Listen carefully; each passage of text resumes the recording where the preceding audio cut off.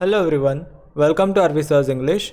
So students, in this video we will be seeing 9th standard semi-English lesson Think Before You Speak. तर मित्रांनो, या व्हिडिओमध्ये आपण 9th standard semi-English lesson Think Before You Speak हा बघणार आहोत. Let's get started. मित्रांनो, think before you स्पीकचा अर्थ होतो की बोलायच्या आधी नेहमी विचार करा. सुरू करूया लेसनला. Man was meant to listen more and talk less. म्हणजे काय, तर मॅन म्हणजे माणसाने लिसन मोअर म्हणजे जास्त ऐकलं पाहिजे आणि कमी बोललं पाहिजे. That is why as the great British statesman Benjamin Disraeli said. त्यामुळेच एक ग्रेट ब्रिटिश स्टेटमॅन होते. स्टेटमॅन्स म्हणजे काय, मुत्सद्दी. तर एक महान असे ब्रिटिश मुत्सद्दी होते बेंजामिन डिझरेली. ते म्हणतात किंवा त्यांनी म्हटलेलं आहे, nature has endowed man with 2 ears and 1 mouth. निसर्गाने माणसाला 2 कान आणि एकच तोंड जे आहे ते दिलेलं आहे. If man was meant to talk more and listen less, he would have 2 mouths and only 1 ear. जर माणसाने जास्त बोलायला पाहिजे होतं आणि कमी ऐकायला पाहिजे असतं, तर निसर्गानेच माणसाला 2 माउथ्स म्हणजे 2 तोंड आणि एकच कान दिला असता. Imagine how we would have looked how strange with 2 mouths on the 2 sides and 1 ear at the centre. मग विचार करा की ते किती विचित्र वाटलं असतं आणि किती विचित्र आपण दिसलो असतो की 2 जे तोंड आहेत ते 2 साईडला आणि मध्ये जिथं तोंड आहे तिथं एक कान असतं आपल्याला. तर आपण किती विचित्र दिसलो असतो. And mind you the ears are like funnels. आणि पुढे ते म्हणतात की लक्षात ठेवा, आपले कान हे फनेल्ससारखे आहेत. फनेल म्हणजे काय, तर चाळणीसारखे आहेत. ओपन ऑल द टाईम, जे नेहमी उघडे असतात. There is no door with which you can close them. आणि त्यावर कुठलाही दरवाजा नाही की ज्यामुळे तुम्ही ते कानं बंद करू शकता. Where as if you have to speak even a single word, that word must pass through 2 walls 2 fences. पण जर तुम्हाला एक सिंगल वर्ड म्हणजे एक साधा शब्द जरी उच्चारायचा असेल, तरीही त्या शब्दाला 2 भिंतींमधून म्हणजेच 2 कुंपणांमधून 2 कुंपणं पार करून बाहेर पडावं लागते. There is firstly the fence of this 2 rows of teeth. पहिलं कुंपण आहे आपल्या दातांचे, ह्या ज्या 2 रोज आहेत, आपले जे दात आहेत ते झालं पहिलं कुंपण. There is secondly the fence of 2 lips. आणि दुसरं कुंपण आहे आपले 2 ओठ.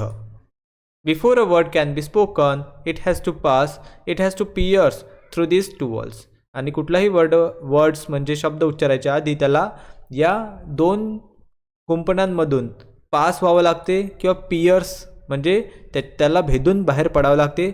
through these 2 walls, through these 2 fences. Therefore, we must think at least twice before we utter a word. त्यामुळे एखादा शब्द जरी उच्चारायचा असेल तर त्याआधी आपण 2 वेळा तरी विचार केला पाहिजे. A very wise man once remarked that of the unspoken word you are a master, of a spoken word you are a slave. एक अतिशय वाईज मॅन म्हणजे अतिशय हुशार व्यक्ती त्याने एकदा म्हटलं होतं की विथ द अनस्पोकन वर्ड म्हणजे न बोलता तुम्ही मास्टर म्हणजे स्वामी असता, बट जर बोलून गेले with a spoken word you are a slave, तर तुम्ही गुलाम बनवून जाता. म्हणजे न बोलता तुम्ही स्वामी असता, पण बोलून गेले तर तुम्ही गुलाम बनता. Once you have spoken a word you cannot get it back. एकदा का तुम्ही एखादा शब्द बोलून गेले की मग तुम्हाला तो परत घेता येत नाही किंवा तुम्ही घेऊ शकत नाही. Do what you will. तुम्ही काहीही केलं तरीही. Therefore you must be very careful about the words that you speak.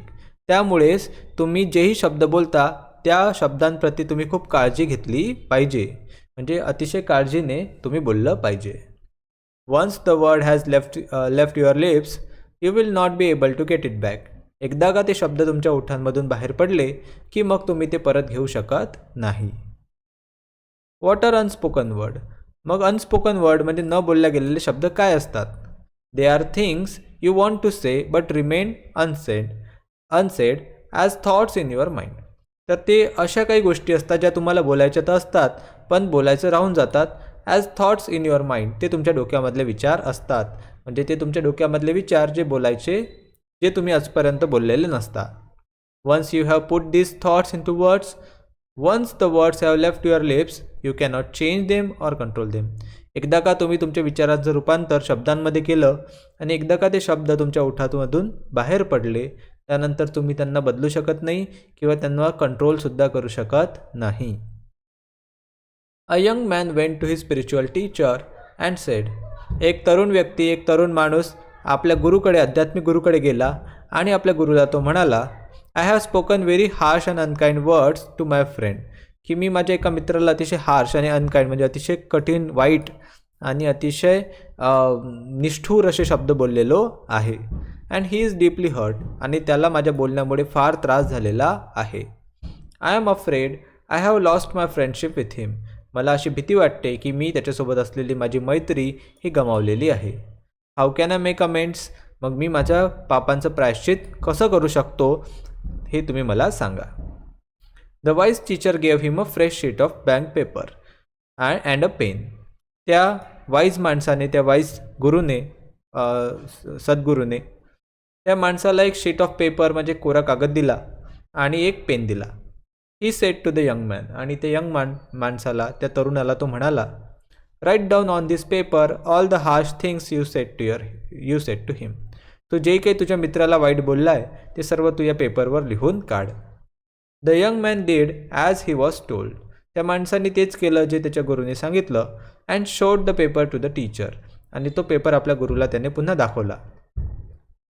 Now tear this sheet of paper into as many small bits as you can, the wise teacher said, त्यावर त्याचे जे सद्गुरू आहेत ते म्हणाले की एक काम कर, आता ह्या पेपरचे जेवढे शक्य आहेत तेवढे छोटे छोटे तुकडे तू कर.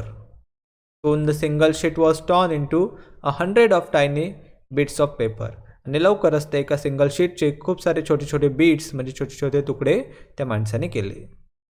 Throw the bits out of this window, the teacher told him, पुढे त्याचे टीचर त्याला म्हणाल्या की आता एक काम कर, हे ज्या चिट्स आहेत या खिडकीमधून बाहेर फेकून दे. दॅट वॉज इझिली डन, आणि गोष्ट तर फारच सोपी होती, त्या माणसाने तसं केलं. त्या खिडकीमधून ते सर्व कागदाचे तुकडे बाहेर फेकले.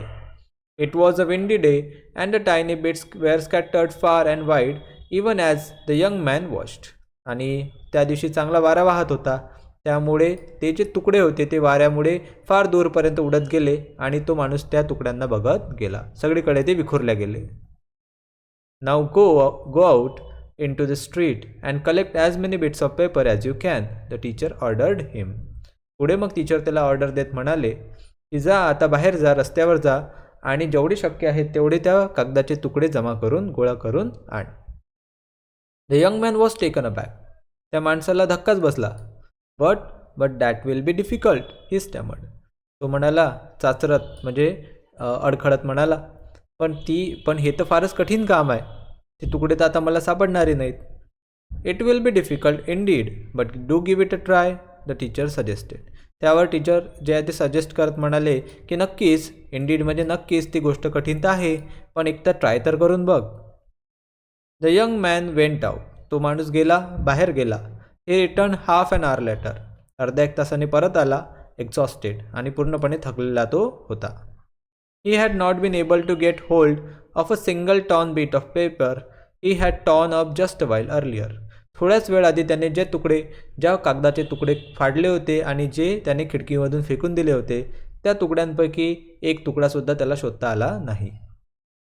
दिस is what happens when with the spoken word, the teacher said to him, teacher त्याला म्हणाले की बघ, आपण बोलल्या गेलेल्या शब्दांसोबत सुद्धा असंच घडते. Once you have spoken the words aloud it is very difficult to take them back, एकदा का तुझे मनातले जे शब्द आहेत ते जोरानं बोलून गेला की त्यांना मग वापस घेणं अतिशय कठीण होऊन जाते. Therefore learn to think before you speak in अँगर, त्यामुळेच रागामध्ये बोलायच्या आधी थोडा विचार करायला तू शिक, म्हणजे यापुढे विचार करूनच कोणाशीही बोल. अशा प्रकारे त्या वाईज गुरुने आपल्या एका शिष्याला, त्या तरुणाला एक चांगली शिकवण इथे दिलेली आहे. मित्रांनो, हा होता पहिला part of think before you speak. यातील दुसरा पार्ट आपण पुढच्या व्हिडिओमध्ये बघूया. तोपर्यंत टेक केअर, गुड बाय.